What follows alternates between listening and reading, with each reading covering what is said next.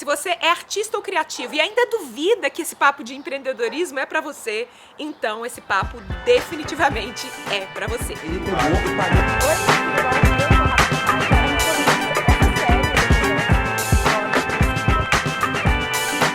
Oi, tudo bom? Eu sou a Rafa Capai e esse é o Nave Retrospectiva, uma viagem no tempo para trazer o crème de la crème, os melhores insights dos nossos convidados sobre diversos assuntos que tocam esses 3 pilares que fazem parte da espaçonave: criatividade, empreendedorismo e desenvolvimento pessoal. A verdade, meu povo, é que eu também já estive aí por algum tempo. No início da minha jornada empreendedora, eu duvidei que eu tinha o que era necessário para ser empreendedora.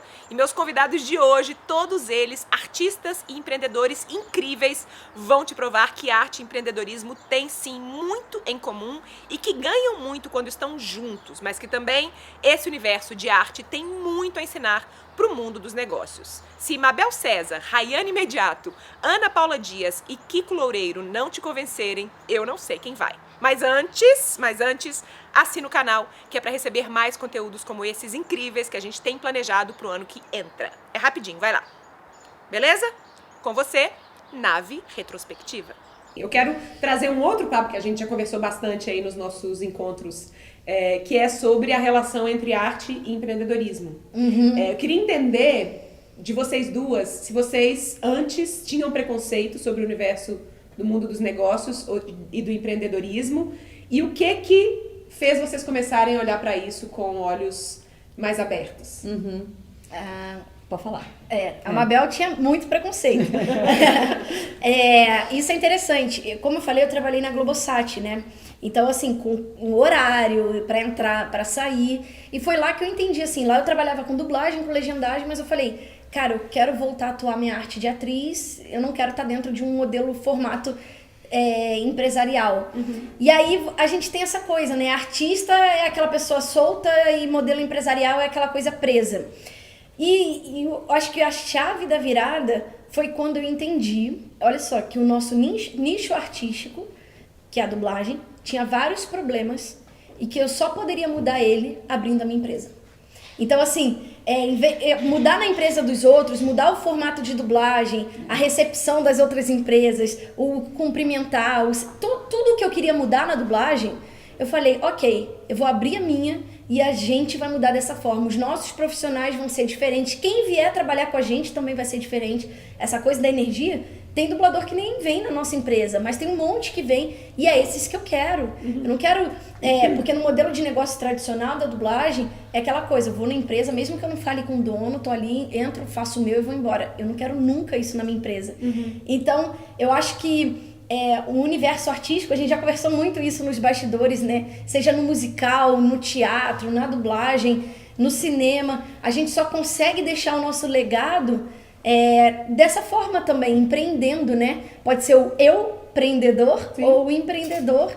E aí eu quebrei esse padrão, esse medo e esse julgamento do mundo dos negócios também. Porque eu estudei muita cultura americana na faculdade. E lá para eles, essa coisa do empreender, do fazer, é muito normal, né? A gente que tem essa visão engessada do empresarial dos modelos brasileiros, que a gente também importou lá de fora. Agora que eu vejo uma mudança, né? Seja na arquitetura das empresas, até no modelo de negócio. Então, eu acho que eu quebrei o meu ahá foi nisso. Foi tipo, ok, para eu mudar, eu vou ter que fazer com as minhas próprias mãos. Então, eu vou fazer dentro do meu. Como que vai ser o meu? E aí, pode ser de qualquer jeito, caramba! Pra mim foi mais difícil, não gosto dessa palavra difícil, foi mais desafiante. Porque eu faço isso há muitos anos. E aí eu conheço muita gente, eu já vivo nesse métier, eu faço televisão, eu faço teatro, eu dublo. Então eu tô em todos os tipos de estúdio, de bastidor e tal. E aí quando chegou, a gente decidiu fazer a nossa, meio que num susto, assim. E eu me vi como uma empresa, por mais que começou como uma empresa online, mas uma empresa... Lembra quantas vezes eu falei pra Rayane, mas eu sou artista! Eu não sei pensar assim, ou eu não tenho esse raciocínio lógico, ou me usa pra fazer os brainstorms, mas na hora de você fazer de montar, eu não me deixa criar! Eu ia no estereótipo. Agora eu não dou mais esses pitis, porque eu já entendi muita coisa. Mas eu tive que... Ela me colocou muito e foi fazer parte de muito mastermind, conhecer vocês, todo mundo, vários empreendedores, vai te abrindo e ver que, na verdade, o artista que existe em mim está completamente a serviço da nossa empresa. Então, tá tudo bem. Eu consigo juntar os dois, administrar os dois. E a empresa é uma alavanca pro seu artístico também, né? Lógico, exatamente. Total. Até porque o surgimento da empresa foi assim, a gente dava aula de dublagem, aula de tradução para dublagem, só que em espaços que não eram nossos, em escolas que não eram nossas. E a gente queria mudar coisas que não tinha como. Então, assim, falei, cara, então vamos abrir a nossa escola, vamos fazer o nosso. Hoje a SBD é muito maior que uma escola. Mas o lado artístico, o método da Mabel ensinar, então assim, virou o método Mabel César de dar aula, então a coisa cresceu, o formato dela, eu ajudo ela a pensar, porque é isso, ela é muito insight criativo, olha tudo que você faz dentro da sala de aula, olha como é que é teu método, vamos trazer, então criou-se essa identidade, quem é essa Mabel?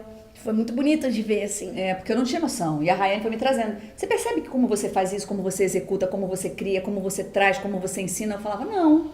Só faço, né? Só faço. E aí, essa parte de gestão, eu tenho alguém na equipe que tá me ajudando nisso e tá tudo certo. Porque eu também entendo minha limitação. Planilha financeira não é comigo. Tem alguém que executa e me mostra. E aí eu entendo isso tudo. Mas também buscar, como a gente fez, masterminds, mentorias, cursos, para eu entender minimamente como gerir. Quais vocês acreditam que sejam os principais preconceitos ou os desafios de um artista querendo empreender? O que vocês observam no dia a dia da prática? No contato com outros empreendedores que não tem nada a ver com o lado artístico. Ou no contato com artistas que não são nada empreendedores. Nossa, no contato com artistas que não são empreendedores é surreal, assim, é muito grande. A gente descobriu que nós, artistas, talvez sejamos a classe mais preconceituosa. E mais conservadora. E engessada. Nós, artistas, somos a classe mais conservadora e engessada. Quando a gente mostra um projeto novo para alguém, dentro do nosso meio dos artistas, tá lançando um curso de uma outra maneira, faz lives falando outras coisas, se não tudo aquilo que a gente já mastiga há tanto tempo. O que tem de gente que torce o nariz e fala, o que elas estão inventando? Fica quietinha fazendo o que você sabe fazer. Lógico, pelo amor de Deus, meu, tu tá inventando. Teve uma colega de muitos anos de dublagem que me encontrou uma vez num corredor de um estúdio e falou, agora eu só te vejo nas internets, né? Eu falei, Aí ela, tá aparecendo tudo quanto é lugar, falando um monte de coisa, você e Rayane agora lá. Aí eu falei, Aí eu falei, tô muito mais feliz, ele podia experimentar. E entrei no estúdio. Nem ia adiantar ficar batendo cabeça com ela ali. Eu dou um exemplo. O mundo corporativo já entendeu, por exemplo, a importância de um coach.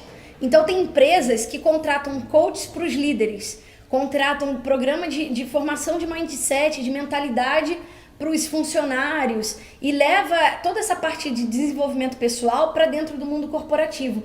O artista é assim, nossa, no outro dia num grupo de dublagem de WhatsApp, alguém botou um negócio sobre precisamos nos inovar, senão o sistema da dublagem vai morrer.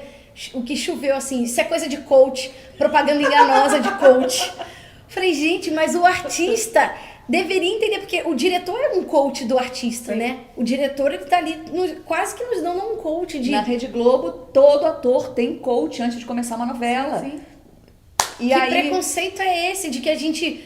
precisamos nos desenvolver sim, falar sobre desenvolvimento pessoal, crescer, inovar. Não, não mexe nesse sistema que já tá pronto aqui. Não queremos mudar a forma como a gente faz arte hoje. O meu processo é assim, é demorado. Não, o meu é rápido, não mexe, não quer experimentar. Então, é muito curioso quando a gente vem trazer toda essa parte de mudança de mentalidade, desenvolvimento pessoal, os artistas ficam meio assim de... E em contrapartida, quando a gente chega no mundo corporativo, a gente é super bem recebida. Eles querem mais ouvir o que a gente tem a dizer, a gente tá lá super para aprender, mas eles querem ouvir essa visão, essa outra visão, e estão abertos. Abertos. A gente fala bastante sobre isso também nos nossos bastidores, nos nossos encontros, de como nós artistas temos muito a ensinar para o universo dos negócios, Exatamente. né? Como é que a forma como a gente lida com a criatividade, a maneira como a gente lida com a improvisação, a maneira como a gente comunica as coisas. Exato. Tem um monte de benefícios aí, uma pessoa que estudou teatro, que fez alguma arte performática, teatro, dança, o que quer que seja, que pode trazer para o universo dos negócios, né? E é muito bem recebido. É muito bem recebido. Desde no outro dia a gente lá no encontro falando sobre como montar o evento ao vivo. Pra gente é muito óbvio pensar na luz, pensar na boca de cena. Pra eles não, e eles assim, como é que eu aprendo isso? Como é que eu estudo isso? E por outro lado, quando fala do processo criativo, de como a gente entra pra uma live. Eu e Mabel, a gente nunca entra numa live, num webinário, sem ter feito uma preparação antes. Ou de dar uns pulos, de aquecer o corpo, aquecer a voz. Coisas que a gente faz, que é óbvio, vou dublar, eu aqueço minha voz. Pra mim ficou muito marcado no dia que a gente falou sobre subtexto. Foi muito O que é subtexto? E a pessoa perguntou, um empresário grande, dono de empresa, só me explica o que é subtexto. Eu falei, gente... Agora você vai ter que explicar o que é subtexto, pra quem não é do universo artístico, Mabel. Subtexto é aquilo que fica nas entrelinhas. Quando nós, seres humanos, quando a gente fala alguma coisa, nunca a gente fala exatamente aquilo que a gente está falando. A frase é, ai, que fome. Foi o que você ouviu. Na minha cabeça tá, ai, que fome, podia comer agora um arroz com feijão com ovo.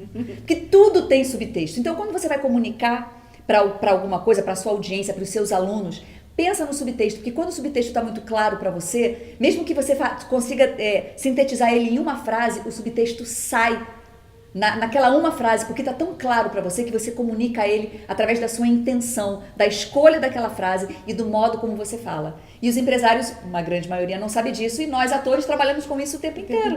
Porque a gente vai dar um texto, né? Qual é o subtexto desse tapa que você deu? Não é um tapa à toa, foi um tapa de uma traição, então bota a raiva pra fora.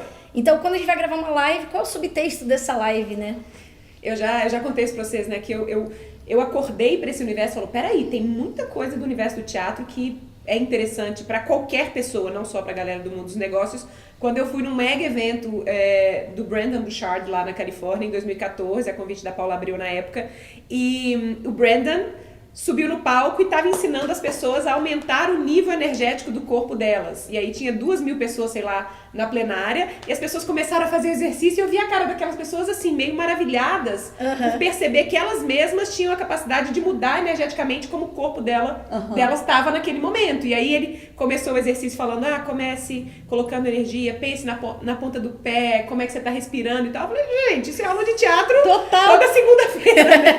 E aí no final do exercício as pessoas estavam assim, meu Deus, é mágica, isso mudou, eu tô sentindo minhas células mais vibrantes, o que aconteceu? Eu falei, gente, que loucura, né? É uma sabedoria tão clássica pra gente do universo dos negócios que não tá acessível pro universo do teatro, que não tá acessível pro lado de cá, né? Exatamente. E ao mesmo tempo eu fico falando, nossa, se os artistas soubessem o tanto que eles têm a ensinar pra qualquer pessoa, é muito valioso tudo isso que a gente aprende, né? Exatamente. E aí, pegando um gancho aqui bem rapidamente, é o que a gente estava falando no outro dia também num desses nossos encontros, que é o artista no lugar de reclamação e de vitimização. Porque ser artista no Brasil é difícil, não dá em nada. Cara, monta um curso, apresenta numa empresa.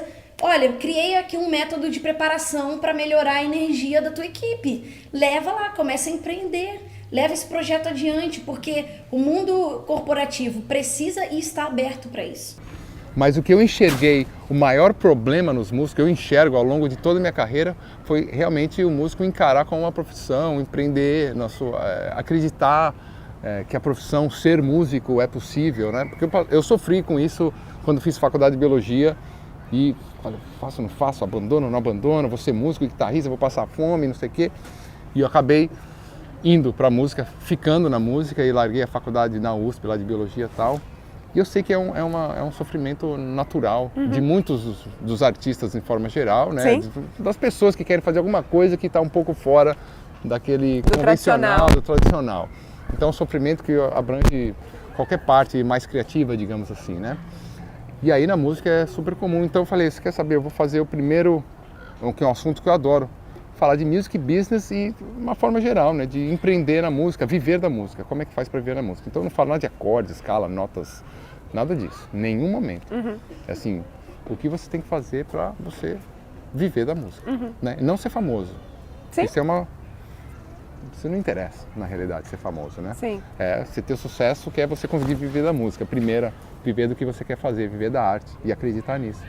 E aí eu fiz esse curso, Music Business, foi super legal, fiz evento, foi legal pra caramba, porque eu me senti super bem de ensinar isso, que era um assunto que ninguém falava. Agora estão falando mais, né? Tá mais na moda, negócio de empreendedorismo. Mas o primeiro que eu fiz presencial foi em 2014, por incrível que pareça, ninguém falava muito. E por incrível que pareça, também, uma coisa que é muito comum no mercado, é que cada área na música tem um especialista. Então você vai fechar um show, a galera do show manja muito daquele assunto, mas não manja direito autoral, não vai manjar do digital, do social media e tal, não vai entender da parte das gravadoras. Aí você vai na gravadora, o cara não sabe como é que é o business do show, porque no universo da música você tem vários modelos de negócios possíveis, né? Vários modelos, você pode ter gravação, você pode ter música para cinema, que é onde a gente está aqui, é super forte, você pode ser compositor para artista, sei lá, você tem vários, você pode ir na parte educacional, lecionar, tudo mais, né? Então, cada área o pessoal entende, mas o músico ele tem que ter essa visão, entender de tudo um pouco, né? E até de certa forma com profundidade, porque ele vai ter as suas próprias músicas, ele tem que entender direito autoral, ele tem que saber vender um show, como é que é os modelos de negócios para fazer um show ao vivo, ele tem que saber como é que é o modelo de negócio para uma gravadora, mesmo que hoje você não tenha uma gravadora, mas como é que é o registro numa plataforma digital, do Spotify, não sei o quê, qual o tipo de contrato que vem, qual que é o negócio, ou você vai dar aula, sei lá, eu vou fazer música para filme, como é que seria? E aí fora a sua marca, como seu branding, você como uma empresa, tudo isso, né? E aí foi isso que eu fiz um curso, tem várias horas, eu comecei a falar, nossa, fui entrando nesses assuntos, porque aí tem um lado pessoal também, porque aí você começa, peraí, eu tinha só que tocar, agora eu tenho que ver tudo isso. Agora eu sou gestor da minha própria carreira, então né? como é que eu dobro o tempo? O dia continua com as 24 horas, né? Então aí você já entra num lado assim de dar prioridade, de performance, de preocupação, saber dividir o tempo. Equipe, quando for a hora. Dependendo da equipe. Sim. Equipe sempre vai ter na música, porque você vai fazer um show, você não vai carregar tudo sozinho, vai montar tudo sozinho, você já começa com a equipe. Mas assim, uma equipe própria talvez, né? E aí por aí vai, manager, todo mundo quer, aonde tem um manager? Fala, pera, não é assim, entendeu? Então, desmistificar certas coisas do manager, da gravadora, e aí a pessoa já tem uma visão, e o grande resultado de tudo isso que eu vejo dos alunos todos é sair motivados acreditando que é possível. Sim. É o grande lance. Sim. Que é o conhecimento em si, depois que você ouve os nomes e quebra essa primeira barreira e entende que você precisa saber disso, senão não vai pra frente mesmo. A não ser que o cara tenha um talento assim, sabe, o cara senta no parque que começa a tocar e lota de gente. Cara, e mesmo assim uma hora vai esbarrar no negócio. Então, e tem caras que têm talentos assim e nunca foram descobertos, entendeu? tem. Quantos? Não, mas eu tô falando aquele tipo um negócio muito acima da média, né? Não tô falando um cara bom, nem um cara excelente. Sim, mas é porque eu sou da opinião que Né? Eu tô existe um falando monte de cara tipo, excelente que também não aquela vai pra meia frente. dúzia de, sabe, assim... Gênios.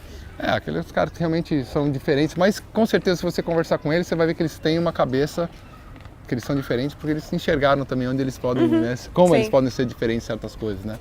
Mas muitos desses, eu tenho vários amigos músicos, eu tô falando pra caramba, né? Não, mas eu não sei se eu te contei, mas é pra você falar mesmo, esse espaço aqui é seu. Vários amigos que, pô, depois de um certo tempo, você vê aqueles amigos que você fala, nossa, como o cara toca, eu nunca vou tocar desse jeito. Aí os anos passam e o cara tá lá na mesma e você vai crescendo, né? Aos poucos, né? Aquela coisa do coelho e da tartaruga, né? Vai estudando outras coisas, você se posiciona melhor, quando você vai ver, você tá ali no palco e aquele cara que tocava pra caramba, que você adorava quando era pequeno, o cara tá na mesma. Eu vi muito isso acontecer muito, inclusive caras desistir da música e tal, né? Então, assim, entender do music business, né, que é um termo bem genérico, mas é esse lado que não é entender dos modos gregos ou das escalas e não sei o quê, é fundamental. Você acha que você é um cara de talento ou você é um cara de hustle, assim? A causa do suor, aquela história do suor, do talento, esse negócio do talento eu não sei como é que é, como ele vem, que horas que ele entra. Quero te ouvir falar sobre isso. Que horas que ele vem, como é que é, assim. É trabalho, meu.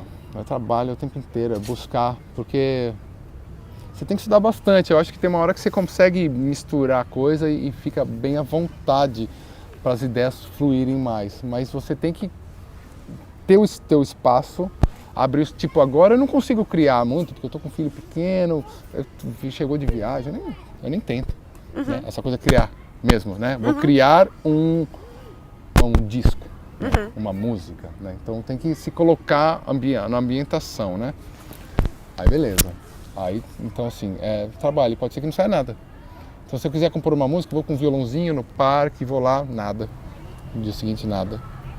Então não é talento, porque eu acho que um talento, né? Mas é só isso, se você for ler as biografias dos grandes caras, alguns caras provavelmente muito acima da média, aí o Mozart, Beethoven e tal, mas também Estavam lá. muita obra, né? Sim. Muita coisa, fazendo muita coisa. E os caras atuais, Edu Lobo, Tom Jobim, muitas, sei lá, Milton de Holanda, sei lá, seja os atuais, que são talentosíssimos, né? Mas com certeza, você vê qualquer vídeo, você acompanha qualquer um desses caras aí no dia a dia, na internet, tá os caras sempre tocando. Turnê e tal, né? Eu aprendi que esse lance de tocar melhor é turnê, é consistência, que a gente chama do ABC, né? Always be constant. É tipo, faz, deu certo, fica e progride, né? Errou, reunião, que seja, ensaio e tal, corrige, fica o certo e vai só crescendo na qualidade. Vendo detalhes, melhorando os detalhes. Sim. E aí você faz um show bem feito, cheio de coisas, fala, nossa, que criatividade, não. Muita reunião. Reunião não no jeito sério, né? Conversa, né? Senta no parque na hora do almoço, não sei o quê. No próprio Megadeth, assim, que é um negócio bem já mais estruturado, porque a banda é antiga, já tem um show estruturado, as músicas já são meio aquelas e tal. Os caras da equipe já estão há muitos anos. Mesmo assim, tem muitas conversas de detalhezinho. Olha, você dá 2 passos para lá naquela hora, não sei o quê e tal. E vai melhorando, vai abrindo o show, vai melhorando, né? Então, é criativo? Porque você nessa conversa pode surgir uma ideia, assim, né? E fazer música é a mesma coisa, é uma briga constante. Pode ler a biografia de qualquer um dos músicos, sempre você vai ver isso. Porque existe muito, eu vejo muito isso, assim, como artista e recebendo muitos outros artistas também. Quando o cara é muito talentoso, existe quase que, o talento vira quase uma muleta. E o cara acha que ele vai ser encontrado, que ele não precisa fazer esforço. Tem um lado ruim do prodígio, né? Exatamente. Porque assim, realmente tem alguns músicos, você vê super novos tocando pra caramba, tal, com muita facilidade. Tem algum lance assim que é o Jacob Collier, um negócio acima, já ouviu falar? Não. Vamos pesquisar. Um negócio tipo, eu não entendo. Inclusive, de onde vem, né? De onde vem. Aí é uma coisa assim, acima da média, e tem outros assim também. Não sei de onde vem. Aí eu acho que entra o talento aí mesmo, alguma coisa assim, porque ele faz umas coisas que eu imaginava, eu nem sabia que era possível. Musicalmente, assim, talvez um computador fizesse, assim. Bom, depois você assiste. Assistirei. Mas Vocês também. mas assim, não sei nem o que eu estava falando dele. Você está falando do talento poder virar uma muleta, até a parte difícil. Exato, então. Alguns desses prodígios que a gente vê é problemático, porque aí eu acho que já sabe, né? Já sabe. Até com criança não precisa nem ser prodígio. Já sei, isso aí não vou... Não, você tem que ter o lance de... já sabe? Que ótimo. Então vamos fazer mais, né? Vamos estudar mais, vamos aprofundar mais, porque sempre dá para ir longe, né? Então, acho que é por aí. Tem que tomar cuidado mesmo esse lance do prodígio, né? Você é um baita empreendedor. Você tem outros empreendimentos, além desses relacionados com música? Tipo uma padaria? Não. Sei lá, mas você é um empreendedor. Como é que você separa sua vida, o momento em que você está ali... Quer dizer, aqui nos Estados Unidos você não, você tem que sempre fazer alguma coisa. Dinheiro você não tem, né? O Brasil é aquela coisa, né? O Brasil paga juros. Você bota o dinheiro no banco e ele cresce lá sozinho. Aqui não tem dessa, né? Aqui não tem dessa. Então, aí você tem que correr atrás de alguma coisa, uma casa, um imóvel, alguma coisa assim. Então tem um pouco desse lado, mas não que eu tenha uma padaria. Nem tem padaria aqui direito. Até que isso é uma boa ideia. Vender umas coisas brasileiras na padaria. Mas a minha pergunta é a seguinte... Fazer uma lojinha de pão de queijo e brigadeiro, que já pensei Guaraná. nisso. E Guaraná, não. Guaraná, e açaí? Açaí sim, Guaraná, não sei. Mas como é que você separa, ou se é que você separa isso, assim, o momento em que você está, sei lá, com a sua equipe, o momento em que você está pensando estrategicamente no negócio e o momento que é essa sua prática criativa, o momento de ensaio. Você tem uma estratégia para separar as duas coisas? Você sente um pouco, porque para mim foi um pouco isso. Quando eu comecei a empreender, eu percebi que eu parei de criar. Eu virei gestora e aí eu percebi que era minha responsabilidade proteger a minha própria prática criativa. Assim. Você viveu isso? Total, isso aí é um dilema constante. Agora eu estou sendo um pouco menos crítico comigo mesmo, né? Me cobrando por causa eu estou com um filho gêmeo Sim, é uma fase específica. 13 meses. E é difícil, porque... Difícil, né? Teoricamente era para ser muito criativo, Sim. né? Inspirador e tal, mas na realidade não tanto. Tá no perrengue ainda, né? É, porque para mim ainda tem o lance criativo, tem um lance da performance, que tem um lance do checar tudo, falar com os alunos, e criar novas ideias, ou gravar alguma coisa e tal. Tem um lance da performance que é diferente da criatividade. A criatividade está em tudo, né? Mas é diferente de você criar alguma coisa do zero. Um álbum novo, uma música nova, Sim. criar alguma coisa do zero. Ou até um curso novo e tal. O negócio é a performance. Porque como eu acabei virando porque foi que, né, aquela coisa do branding, as pessoas que dizem quem você é, né? Nem sempre é o que você... Né? Eu sou um cara virtuoso para as pessoas. Virtuoso, sim. Virtuoso. Por mais que eu tenha feito baladas que não são virtuosas, eu nem sou um cara super virtuoso comparado com outros mega virtuosos, mas eu sou um cara virtuoso no olhar das pessoas. Então, quando eu subo no palco, eu tenho que estar com esse virtuosismo. Então, tem o lado da performance, que é diferente da criatividade, Sim. né? Que é você tem que estar com a musculatura e o cérebro ali pronto para tocar todos os negócios que eu criei ao longo da vida, até 20 anos atrás, que eu estava o dia inteiro tocando, sozinho, né? Tinha mamãe, tinha comida, tal, né? Só vivia pra isso. Então via pra isso. Então gravei certas coisas que eram difíceis e agora eu tenho que tocar ainda esses negócios. Mesmo com todo o resto. Com tudo, com poucas horas. Aliás, um dos cursos é isso, assim, como eu melhorei a minha forma de estudar pra, tipo, em pouco tempo conseguir Ser bem efetivo. tá efetivo, E eu aprendi até com a minha esposa, que ela é pianista clássica, e o do erudito tem muito de treinamento correto, né? Que eles não precisam ser teoricamente tão criativos, né? Eles têm que tocar direito, nota por nota direito. Então tem uma forma de estudar que eu peguei lá pra mim, apropriei, exatamente. E aí você... Então são 3 coisas, né? O empreendedorismo em si, dentro do que você está fazendo, alguma coisa extra, fora a família, que não já pega a maior parte do tempo. A performance em si, você tem que estar pronto, o treinamento para isso, que é a coisa da academia, né? Sim, todo dia ali, levantando peso. Exatamente, todo dia. Ou todo dia, ou não necessariamente todo dia, mas num X dias antes da apresentação, você tá com seu treinamento montado para você chegar naquela performance certa. E aí, a parte criativa mesmo, que é o que eu vou fazer hoje, lúdico, vou fazer uma melodia e tal, né? Olhando para os pássaros. Queria te ouvir falar sobre um tema que é muito corriqueiro aqui com a minha galera. Eu imagino que seja corriqueiro, você já tocou um pouquinho no início, que é essa dificuldade de acreditar que o trabalho criativo, artístico, pode ser o meu ganha-pão de forma legal, abundante, assim, sem perrengue, né?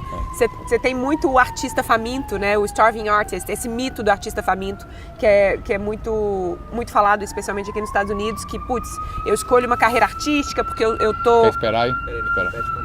Ah, desculpa, não tava nem ouvindo. Não, ó, eu já tô ouvindo desde cara, falava, deixa ela falar, né? Se ela não tá... Desde quando foi? Não, ok. Continua Nossa, eu sou um cara pra que- frente, vai rolar. Sou péssimo pra fazer esses vídeos, que eu ouço tudo que tá...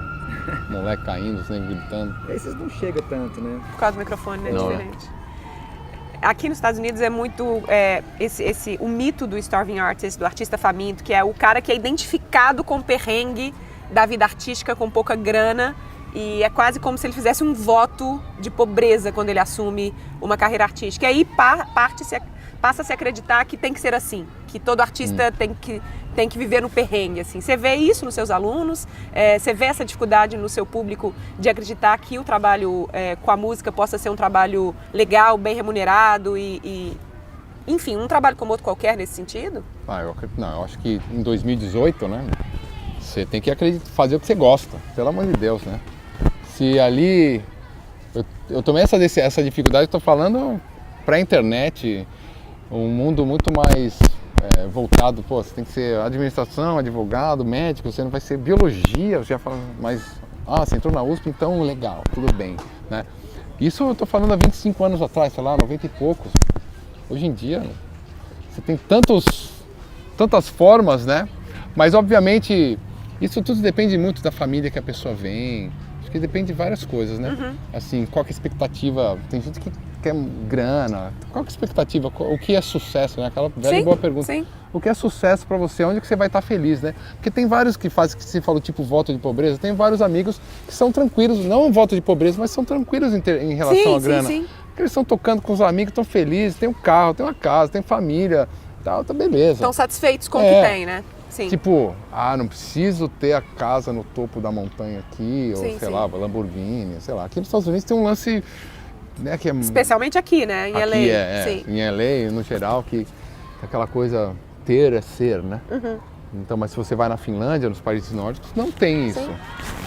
Ter não é ser, né? Você é ou não é e ponto final, né? Porque o cara rico ou pobre tá na mesma escola, o cara tá andando no metrô da mesma forma ali. Tudo bem, se o cara tiver grana, sei lá, o que muda? Não muda tanto certas coisas, a assistência médica é a mesma. Tudo bem, o cara vai ter um carro legal, mas no final o carro tá tudo coberto de neve. Então o cara vai de metrô, né? Tipo, o cara pode viajar mais, ou sei lá, o cara pode morar numa casa, pode ter um barco, sabe? Alguma coisa assim, né? Mas o cara vai ter aqueles jet ski no gelo, sei lá como chama aquele treco. Sabe, o cara rico, não? Então não muda muito. Aqui tem uma coisa do cara ter um carro maior, ter 3 carros, uma casa de 10 banheiros, com, sei lá, 20 banheiros, aquela coisa, tem que ter um palácio. Então depende de onde você está, a família que você vem, o que você acredita. E quando você opta por ser artista, muitas vezes você se alimenta da sua arte. Sim. Essa felicidade, esse sucesso, você se alimenta da própria arte. Então você vai estar feliz, né? Então tipo, é muito relativo, né? Mas, ao mesmo tempo, se você quiser fazer um negócio bem sucedido dentro do mundo criativo com arte, também é possível. Aí você vai ter que ser mais empreendedor, montar não precisa nem ser pelo lado digital, ter algum espaço com uma equipe, alguma coisa, sei lá. Aí vai ter o trabalho de montar um negócio.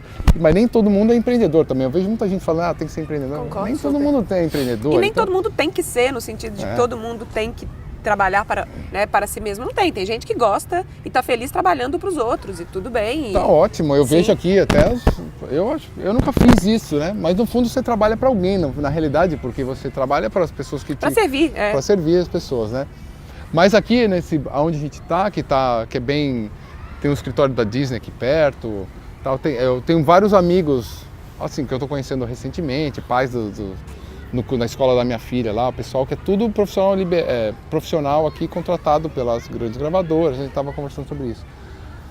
O cara tem uns empregos aí das 9 às 5, mas são criativos, né? A gente tem uma amiga nossa que é desenho Simpsons lá, tem outro que é o diretor do Simpsons, tem outro que é baterista de não sei quantos, outro que vai... Então tá tudo certo, trabalho fixo, ou é advogado, mas é advogado nesse mundo, né? Das licenças dos personagens da Disney, né? O meu vizinho da frente é do marketing da Disney. Trabalho dentro da Disney, normal, mas está ali nesse mundo, né? Tá vivendo esse mundo. É a mesma coisa que o cara dá aula numa escola também, vai ter o horário regrado ali, vai ganhar o salário e tal. Tá tudo certo. Eu acho que dá para não ser empreendedor, viver bem da música, dá para ser empreendedor com a música. Eu acho assim, se você tem uma banda, você quer ser um artista, quer ter sua própria expressão, aí você tem que ter um conhecimento de empreendedorismo. Como é que você aprendeu? Não digo empreendedorismo, montar uma equipe, um escritório, não é isso, é a cabeça mesmo, porque é quando você vai juntar uma galera da banda, uma banda. Então você já tem que montar um time ali, é uma equipe. Para marcar show, você já tem que ser empreendedor. Não, a banda em si, antes de a banda em si, como lidar com as diferentes personalidades, tal, montar aquilo para um único propósito, que fala do propósito, tanto importante para você. O único propósito, qual que é a mensagem da banda, qual que é o conceito da banda, qual que é o propósito que você quer levar, né? Isso é uma bicicleta? Tá carregando o celular ali. Caraca, tem uma manivela ali dentro. Na verdade, o cara monta uma banda. Foi? Beleza. Monta uma banda, começa o empreendedorismo. Aí o cara tem que ir lá trabalhar sem ganhar nada, né? Ele vai ensaiar, vai fazer reunião, vai fazer não sei o quê, vai começar a ligar para uns amigos que podem fazer uma arte, uma foto, tudo de graça, porque não tem grana ainda. E aí monta aquela galera em volta em prol de uma ideia, de um som, de um conceito, né? E aí vai lá, carrega os amplificadores, tenta fazer um show, vai abrir uma banda maior, quer dizer, tá tudo sem grana, então é empreendedor, né? tudo acreditando que uma hora vai ter um momento Sim. que vai Investindo pra vai virar. estar investindo tempo, esforço e grana, né? Mas mais tempo e esforço. E aí, pô, tem uma hora que pode virar. Se ele for inteligente, ele vai, vira, fica esperto no como desenhar bem o branding da banda, da arte que ele está fazendo. E uma hora vira. E pode ter trabalhos em paralelo, porque você aprende muito quando você faz isso, né? Aqui é tão comum isso, né? Você aprende Aqui é muito. muito comum o cara ser músico e trabalhar num café ali na esquina. No Brasil, isso não é isso tão aqui, comum. Aqui sim, mas eu digo assim, porque, tipo, eu dava aula de guitarra, ou fazia essas coisas de guitarra. Sim. Você começa a tocar, você faz um showzinho, vamos supor, você fez um show que você não ganhou nada, ou ganhou pouco ou pagou a conta. Mas tinha um monte de gente lá te vendo. Aí o cara que tá te vendo quer aprender com você. Porque ele falou, pô, eu quero... Já consegui um gig de Aí aula você tem, ali. Você tem uma aula, então é meio assim, você pode... Ou se organiza uma banda, tem vários caras que viraram empresários ou que começaram a fazer outros shows. Você aprende vendendo o teu próprio show, porque não você começa a vender de outras bandas que realmente dão... De repente a tua banda tá dando lucro, mas outra banda pode dar. E você entendeu como funciona o business e começa a trabalhar. Então você tem... trabalhar nesse vender banda, ou de repente o cara começa a produzir, tirar um som e por aí vai, né?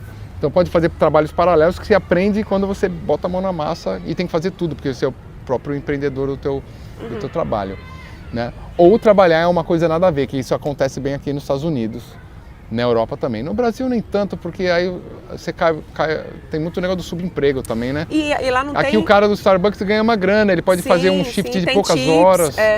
Né? Tem os tips também, aqui né? no Brasil não gorjetas, existe né? esse conceito de part-time, né? É. Não consegue se trabalhar... Não, e a mão de obra no Brasil é barata, mas fácil pegar um salário lá baixinho, fica a pessoa, sei lá, aqui não. Aqui já tem uma... Consegue fazer uma grana, consegue se fazer uma grana, né? E trabalha poucas horas no Starbucks, depois o cara vai em outro negócio. Quer esperar?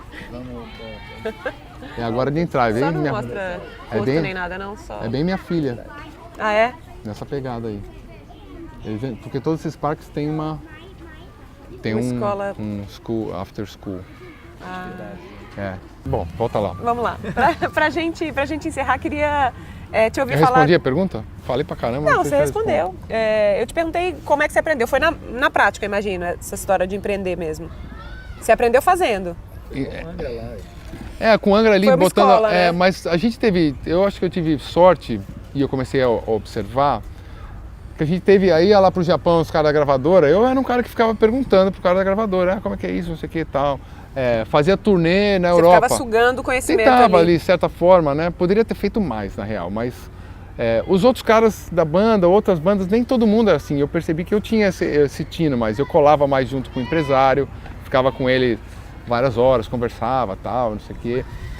Tava numa turnê, aí tem o tour manager, né? Que é o diretor da turnê. Geralmente esse tour manager, ele é tour manager de outras bandas também. E aí, às vezes, bandas grandes. Porque o contratante, então eu lembro que fala, tá, mas como é que essa banda faz? Quanto que eles não sei o que e tal. Me dá um contrato, eu lembro de receber contratos, os caras pagavam, riscavam, isso é uma dica muito legal, né? Riscavam os números. Pô, eu lembro de ler os contratos de banda grande, sei lá, do Garbage, sei lá, da época, anos 90 isso aí, umas bandas maiores. Pô, nossa, olha assim, o que os caras falam e tal. Coisas do gênero. Ou próprios contratos das gravadoras que a gente recebia, que são contratos padrões, eu lia tudo. Dentro do meu curso eu leio, inclusive, e mostro. Os caras, é chato. Mas é o chato que você tem que saber. Porque quando você cresce, faz tua arte, todo mundo adora. Aí chega um cara e fala, vamos fazer um negócio. Daí que você faz? Tipo, sabe o que acontece geralmente? A pessoa, principalmente quando ela é muito boa na arte que ela faz, ela é tão boa e não sabe esse business. O que acontece? Ela rejeita. E deixa na mão de uma pessoa. Deixa na mão de uma pessoa ou fala mal. Esse negócio de business atrapalha a minha arte, não sei o que e tal. Fala mal porque na realidade, eu acredito nisso, ela tem medo ou é uma fraqueza, porque tem um desconhecimento. Ela está tão boa na arte que ela tão ruim nesse outro lado que ela se afasta, fala mal porque ela simplesmente desconhece, tem né? essa fraqueza de aceitar que tem um negócio que eu não sei nada e eu precisava saber. E aí é isso. Por isso que quando acontece, assim, eu sempre falo, né? Tipo, você vê um cara, porque acontece muito, né? Na música e na arte no geral. Pô, por que aquele cara tá no palco e não é tão bom, né? Na música tem uns caras que não são tão bons e estão lá no palco, então simplesmente, se você acha que era melhor, é porque ele tem esse outro lado. Ele conhece outras coisas que você não conhece. É isso aí, ele conseguiu subir lá. Então toda vez que estiver assistindo um show, um teatro, um negócio, qualquer coisa, um pintor, você fala, eu faria melhor que esse cara, eu faria tão bom quanto, então tá te faltando esse outro lado para você estar lá. É isso, com certeza. E existe muito esse preconceito, né? De achar que o business vai manchar a arte. No meu curso, não o primeiro módulo, mas o primeiro, sim, basicamente, falam sobre isso. Né? Tem que começar por aí. Porque à medida que você começa a falar só em arte, eu senti isso na pele quando eu fui no Midem. Midem é uma das maiores... A feira lá. E aí eu fui eu e o Rafael do Angra também, e os caras falaram, o que vocês estão fazendo aqui? Vocês são músicos, não tem que estar aqui não. Pensa bem. Os caras, tipo, a gente sentiu que estava pisando num território errado. Que eles falavam só o quê? Esse disco me dá 2%, esse me dá 10%, esse aqui vendeu tanto. Ninguém falava, essa banda é legal. Não existe isso. É tipo, quanto vende, quanto dá de porcentagem, qual que é o licenciamento e tal. Não tem, é legal, esse cara é bom, esquece. É tipo...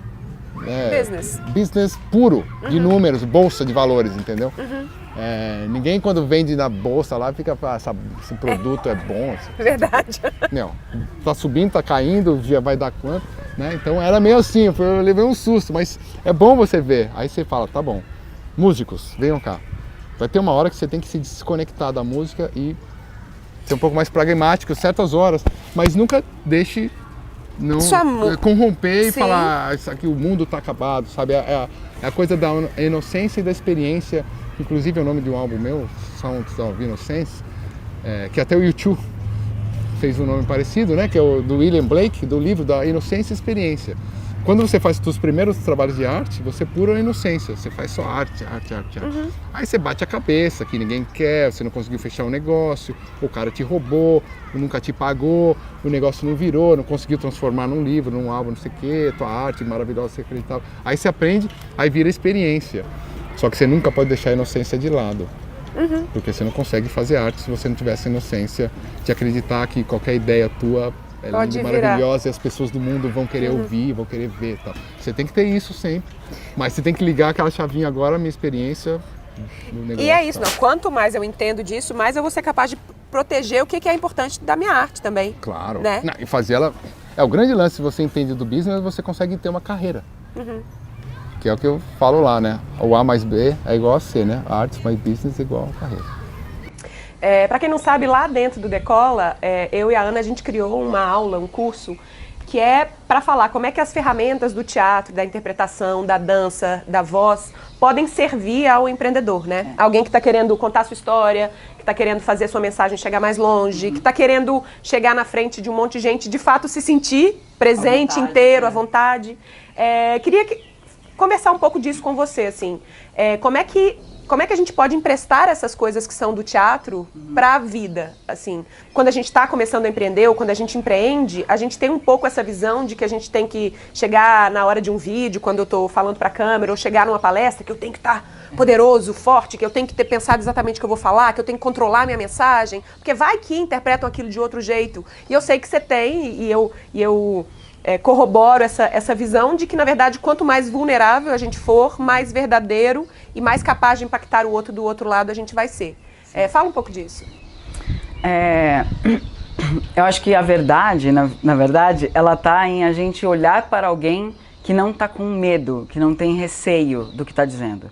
Porque, no fundo, ninguém sabe tudo. Então, é uma bobagem a gente achar que o grande impacto vai ser se eu for lá e mostrar que eu sou top do top do top. Você vai ser top por você ser você. Se você já está fazendo o seu trabalho, né?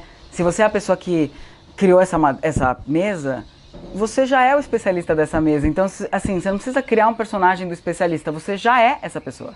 Se você é uma pessoa descontraída, se não é um cara engravatado, não faz diferença, você é o cara que faz essa mesa. Então, valorize isso, porque é essa sua unicidade, esse ser único que você é, que faz você genuíno.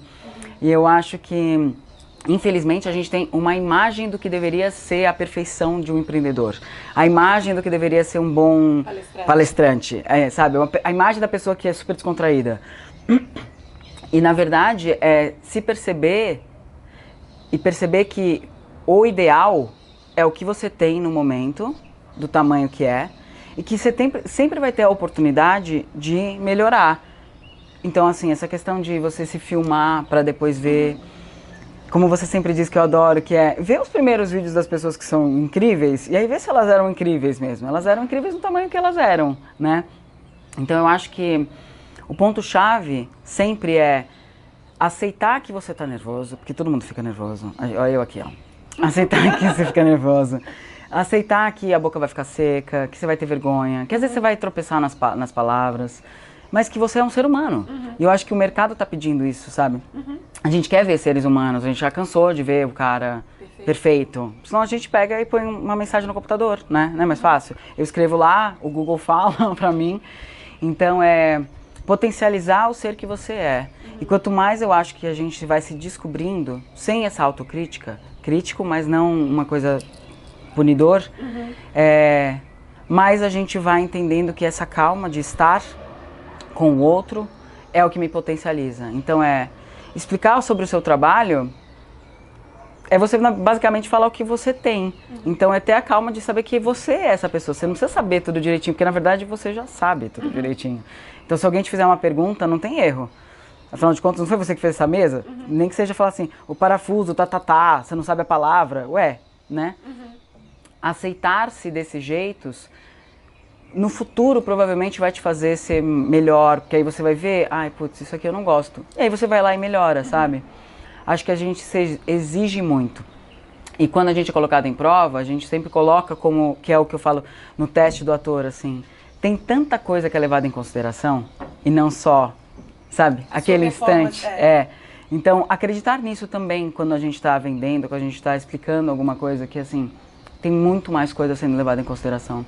Então, sim, cuidar dessas coisas e ter conhecimento dessas coisas é importante. Então, entender que cor que valoriza você, entender que ângulos que te valorizam, às vezes se é uma câmera, né?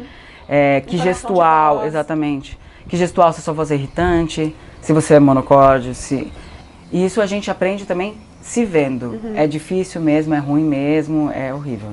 Mas é bom, porque... Eu adoro como ela tá usando a câmera aqui já, você sacou? Aqui já fala com uma voz mais baixinha, nessa aqui você é coisa de ator, de apresentador. Tô só fazendo o truque, gente. Aí, isso assim de... eu odeio ouvir minha voz, então não ouve a voz. A sua voz vai continuar lá, então é melhor você ouvir, melhorá-la, né? Qual é o peso do talento para uma pessoa que está querendo viver do próprio talento? Talento sozinho, ele não faz nada, né? Esse que é muito doido. Porque se a gente banca muito só um talento, né? A gente fala, a pessoa é talentosa. Eu logo, quando eu comecei a estudar teatro, eu estudei no Newton Travesso, né? E ele falou uma vez pra gente, ele falava assim, trabalho é 50% trabalho e 50% talento. E eu lembro que eu era nova e eu falava, que balela de motivação, né? Super motivacional.